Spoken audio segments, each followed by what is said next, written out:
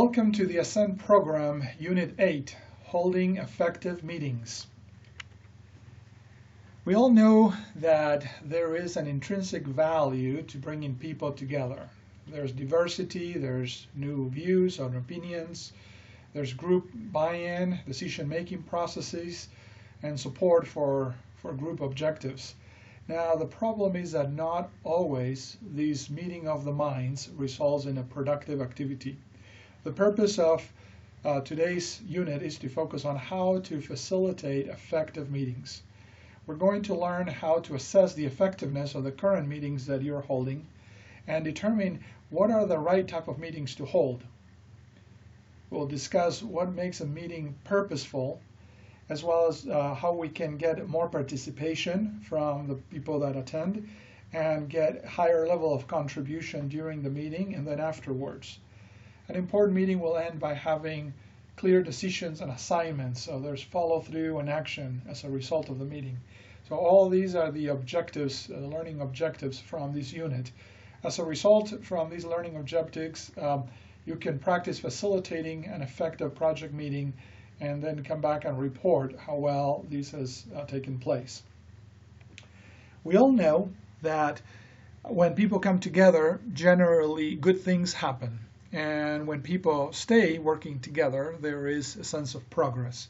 But not always a meeting is productive. In fact, sometimes we have all experienced meetings that we are likely to say, please, not another meeting like this. I would like for us to ponder about what that looks like.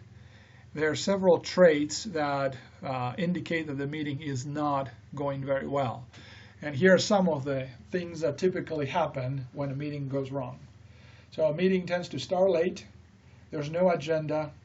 People start checking emails or doing some side work while someone is talking. The leader may be doing all of the talking or most of the talking.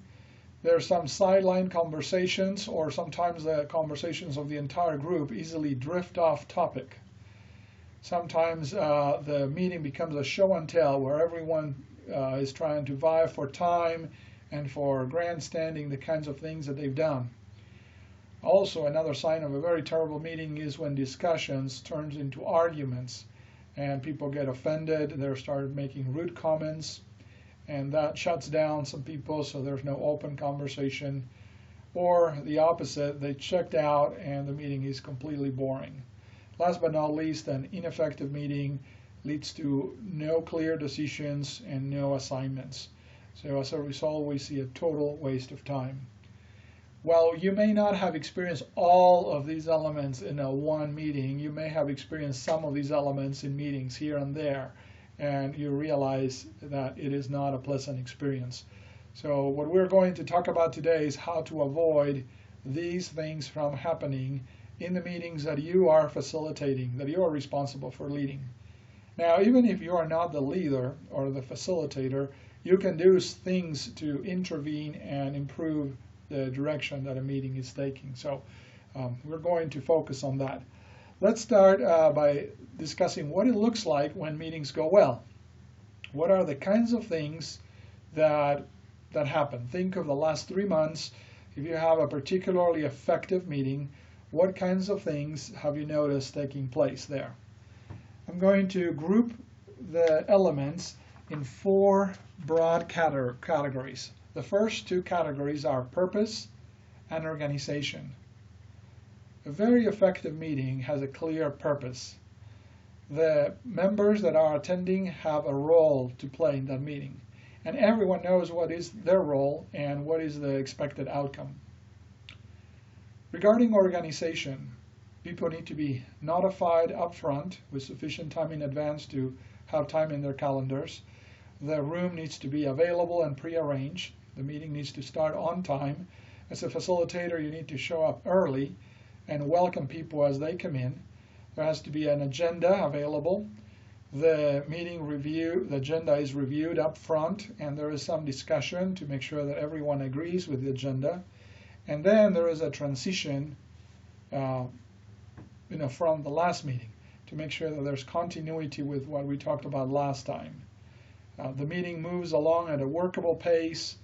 and everything that was planned was completed within the time frame allotted, and the meeting ends on time. If you experience all these elements, you have a very well organized meeting. We know that some people are really good at organizing and facilitating meetings, so they follow a very well structured approach, while others tend to follow a more loose approach. But regardless of how structured or loose you are, if you don't have these elements in place, the meeting may tend to wander off topic and not accomplish its purpose.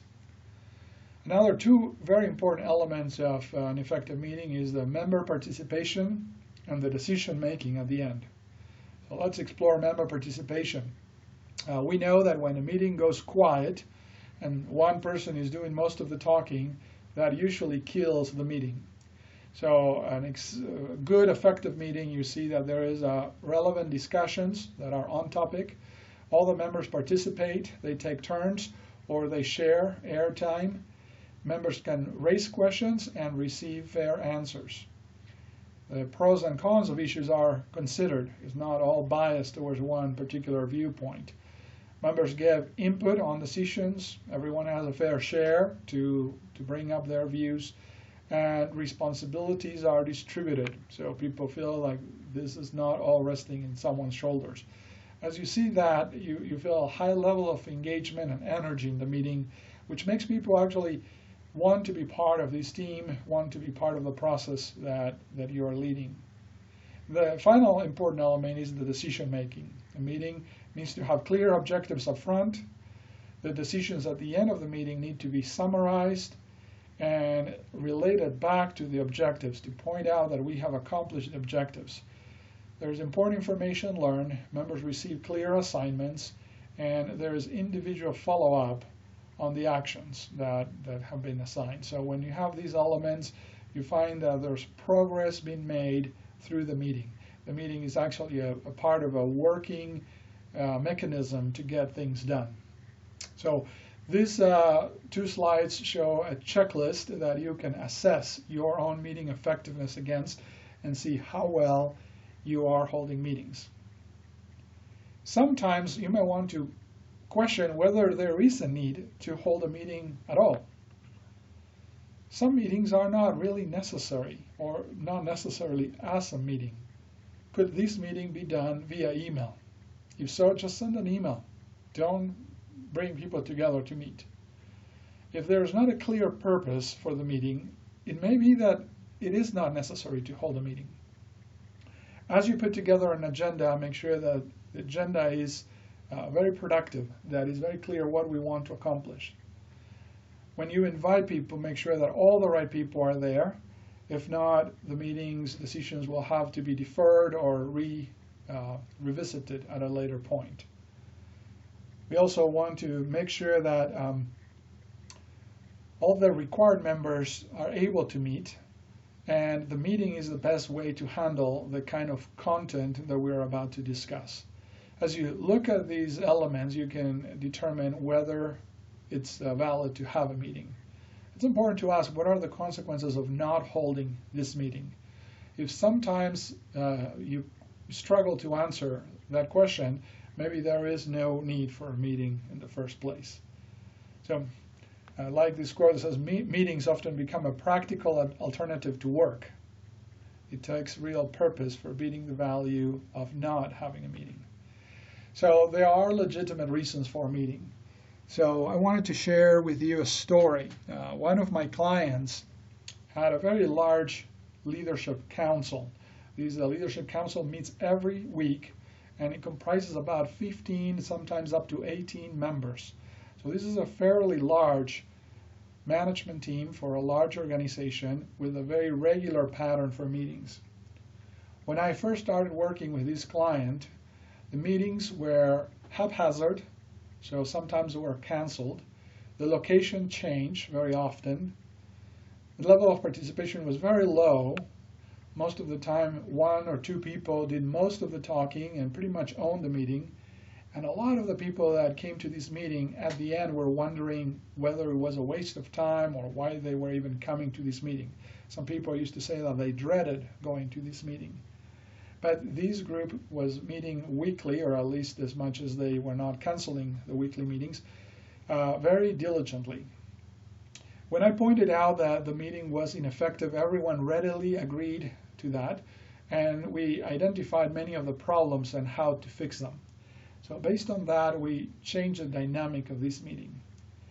It took a while, I would say about a period of 6 months, to see this meeting evolve from that original state to a very different type of meeting. The current meeting has a clear agenda that is sent out the day before the meeting. The meeting happens every week, regardless of how many people are there. Even if there's a very small amount of people, we still hold a meeting. The place for the meeting is consistent, so we are always meeting at the same place. And the agenda has hard-hitting items, things that are priorities that need to be discussed.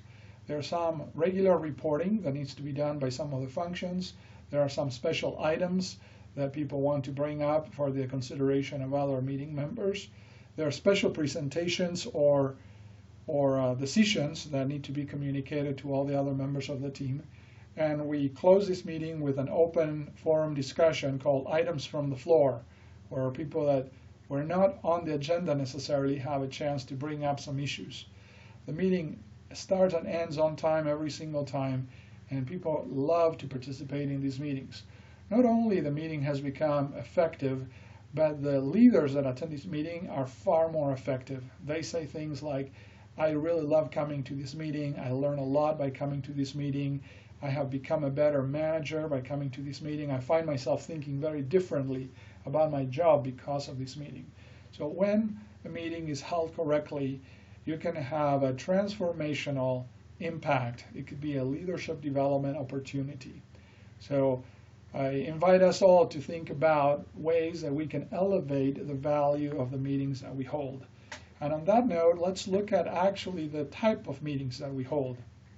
Most organizations, I find that when they have a systemic communication problem, is because they're missing some important meetings that need to take place. So this chart shows a set of meetings from strategic planning that happen probably annually or semi-annually, to progress reporting that may be a quarterly activity, to the management coordination that is more of a regular review of operational issues and progress, then department meetings that are the immediate groups, teams, and departments that need to meet together on at least weekly basis. And then we have meetings that need to happen on as-needed basis, such as project coordinations, information and communication meetings, and training and development. So as you look at this chart, assess your own organization's meeting structure. See where you're deficient. Most likely, these deficiencies will point to weaknesses both in communication and decision making. So a full set of the right type of meetings will help you make sure that you're addressing all the right issues. Now we're going to dive right into the meeting itself. As you prepare yourself to hold a meeting, one of the most obvious things is to look at the format. And that has to do with the setup, how the meeting room has been structured. And we know that some rooms are set in a certain way. Many rooms are set in row format. It's like a typical classroom style. This approach gives a lot of control to the person that is standing in front, usually a teacher, but reduces the amount of participation. And it is not an advisable format unless you are really going to be presenting information only. You may have a U-shape approach that is more engaging. People at least are facing each other. This could be a U-shape or a semicircle, or they call it too a horseshoe. But the idea is that the group is on a huddle almost, looking around each other. There's still a leader that is in the front. That person in the front may be interchangeable. So people from the tables can at times be the leader up front. And this allowed for a fair amount of interaction between the person presenting and the group discussing. Of course, a circle format works best when there's fewer members. This particular table has too many chairs around. But if you have a group of 5 or 6, it's easier to just sit around a circle and be a group of equals. the role of the leader here is minimized, but the amount of participation among members is maximized. An alternative to that, when the group scales into larger numbers, is to use the pods format. These would be round tables of 4 or 5, maybe 6 people with a facilitator at the front. This is an excellent format for leading large group presentations where there's a need for group work that happens within these tables. And a variation of that would be the radial format, where we see a group of tables pointing towards the center. These emphasizes both the value of the presenter as well as the interaction within the tables. Those last two options provide the highest amount of participation from the audience. So once again, come early enough to rearrange your room, plan the room format up front if necessary, and make sure that the setup is conducive to the type of interaction and message that you are presenting. As a facilitator, you wear many different hats, and it's important to be cognizant of what hat you're wearing at any given time. You may be a process guide, helping the group work through issues. You may be a group coach, trying to find a process, a way of getting the group to a particular decision. A traffic controller, managing the level of interaction and communication and participation of the members, as well as an objective observer, someone that is reflecting and maybe a sounding board to the process or the commentaries that you see happening. Now keep in mind that as a meeting facilitator, you wear all these hats. You need to be clear about the hat you're wearing at any given time. So let's look into the group facilitator, the process facilitator. You need to understand what's the history of the group in meetings like this. What does the group need to accomplish in what time frame? You know, how do the group members feel about each other and about you as the facilitator? What are the sensitive issues, hard topics, or group dynamics that are affecting the way that things will go? And what do you hope to see happen as a result of this meeting? You need to verify all these assumptions before starting the meeting. Make sure that you are fully aware of the interpersonal dynamics in the room, or that you can read them real time as you're facilitating. So this is an important role of a skilled facilitator, to be fully aware of what's going on the social element. Related to that is what I call the process facilitation. And there's different processes that you can use to achieve different outcomes. So there are processes that are intended to be creative, energy forming, such as envisioning, brainstorming, mind mapping, affinity diagramming, storytelling. All of these processes tend to generate a high level of energy, creativity, and engagement among participants. There is no right or wrong decisions. It's all about putting all the ideas in front. A very different approach is to do strategic planning, SWOT analyses, TOES mapping, force field analyses. These are all intellectual, analytical type of activities that tend to bring everyone into a more quiet, introspective, analytical, critical way of thinking, and is particularly useful before making decisions. There's another approach that is the process assessment, root cause analysis, process mapping, rollout plan, and these processes better for actual process improvements. Sometimes you have meetings that follow a presentation format where people come, present, report, ask for feedback, people respond and summarize. So this is essentially a reporting process. Some meetings are intended to be more about opening up for issues, for people to talk openly. So there's group coaching, breakout groups, multi-voting, group debriefs. All that facilitates a lot of introspective, very sensitive, very interpersonal level of conversation. And then if we look at action planning, getting things done, goal setting, roadmap, timelines, action planning, follow-up reporting, all that allows for a high level of accountability. Keep the process that you follow in mind based on the outcomes you want to achieve. So pick the right process and follow through to make sure that you get the right outcomes. Another hat that you wear is that of traffic controller.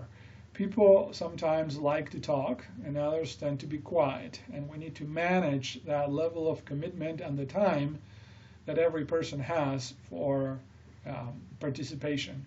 So as a facilitator, you need to manage the amount of questions and comments, the extensive conversations or discussions, whether you really need to bring everyone into alignment and point of commitment, or just table discussions and move forward.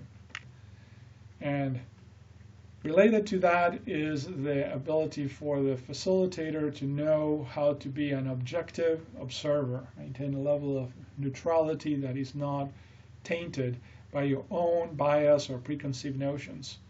So be particularly careful about changing other people's words, putting words in their mouths essentially, or taking sides, or asking leading questions, or start selling a point even if you're not fully aware that you're doing that, or making assumptions, becoming a content expert in an area that you are not necessarily recognized to be a content expert, or favor one particular person or group over another. So all these would be fatal flaws for a facilitator. Keep those in check. I have seen too many facilitators almost without knowing slipping into these roles, and it shoots down their credibility completely. So last but not least, as you're facilitating a meeting, try to observe the meeting as if you were a fly on the wall, as you were like filming the meeting.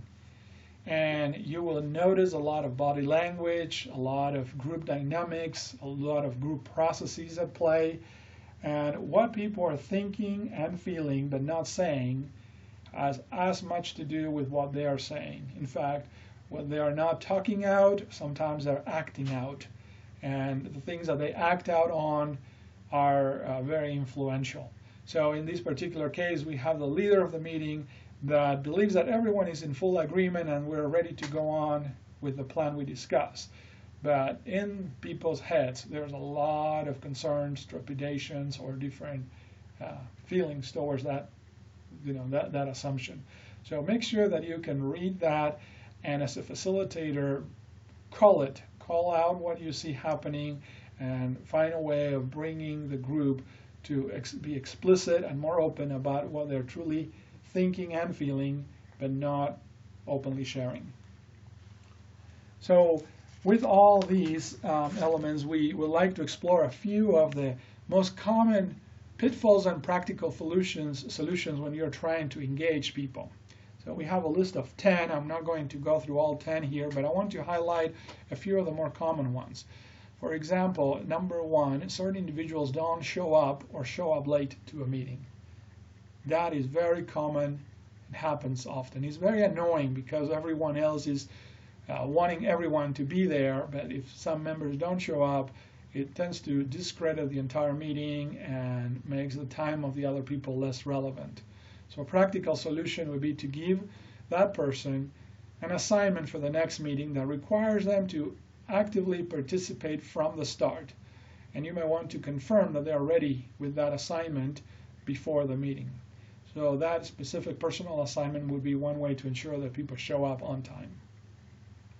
Number 5, sometimes people make comments that are very guarded or even defensive due to a low trust culture. We have all experienced that. As a facilitator, you may know what's going on, but it's hard to know what to do about it. So a practical solution would be to have something interesting and important on the agenda, and ask people to write their comments in separate pieces of papers, and then put all those pieces of papers up front, allow everyone to read what everyone has written, and discuss them considering the motives behind what has been said there. So that is one way to open up dialogue on sensitive issues and make sure that what before was a taboo subject or the elephant in the room is now out there, is named, is called, and we can talk safely about that topic. Another typical pitfall, number 6, some individuals tend to dominate the conversation. We have seen that, and it's very painful. After a while, it becomes so monotone, so difficult that people just kind of like check out and start doing other things. So a practical solution would be to recognize the value of the person's point and redirect the discussion to other members. This requires a lot of confidence on the facilitator to say, thank you very much. I think that what you are saying is XYZ. I'm interested to hear what these other people have to say about that. If necessary, state the need to hear from others in the group. So be very explicit about the need to share airtime. This may require a level of confidence as a facilitator, but I've seen it done respectfully, works very well. The last of these lists, number 10, is a perception that what was agreed in the meeting won't get done or won't necessarily happen. I've seen that go on even when I was under the assumption that people were fully committed. So a practical solution would be to have participants pick assignments, right? Who is doing what by when, and then ask individuals to rate on a 1 through 5 their confidence on completing the assignments. They can show that by opening up their hands and showing how many fingers they vote with. So if they have a full hand up, that is a 5 score, and that means that they're fully confident. But if they only have 3 fingers up, that shows that they're very skeptical. And that is very important to understand where people are at, and you can do a quick debrief about why some people are concerned. The concerns are put out on the table, and we can deal with them in the open. It is not necessary for everyone to agree and give you a 5, but it is important to understand who are those people that are not confident and why. So these 10 ideas on how to solve common pitfalls are very practical tools for facilitation. Practice them and until you get comfortable, and you will find that your meetings will become a lot more dynamic and engaging. The last element of having an effective meeting is to have decisions made. How often we go through an entire meeting, we had great conversations, time has run out, everyone has to move to the next meeting, and pretty much the meeting fizzled out. Everyone walks away. Nobody's sure exactly what we agreed to do, and more importantly, who's going to do anything. As a result, we just talk about things and don't get anything done. So an effective technique here would be to very clearly state, even in writing, what are the decisions made in the meeting. And I call these decision statements. A decision statement is a one-liner that very clearly states what we decided to do. If necessary, you can state what are the givens, things that we already have decided and we don't need to revisit, and what are decisions that are on hold that we're not going to decide here. In the middle between the givens and the decisions on hold are the things that we decided at that meeting. Make sure that these statements reflect things that were not decided before the meeting and they are irrevocably decided going forward. So with that, then you can create an action plan and define who does what by when, and that creates a high level of accountability. You can finish that with voting on confidence level. How confident are you that, in this case, John, Mary, and Kim will be able to do those things by those dates? And as people raise their hands with the vote, 1 to 5, you will get an idea of the confidence that these people can accomplish these tasks. So this would be a very practical, solid way of closing a meeting. I hope you have enjoyed this lesson. Making decisions requires an irrevocable allocation of resources. Indecision is the key to flexibility. So make sure that your meetings lead to decisions and that you see progress. Hope you can make the best of this, and thanks very much.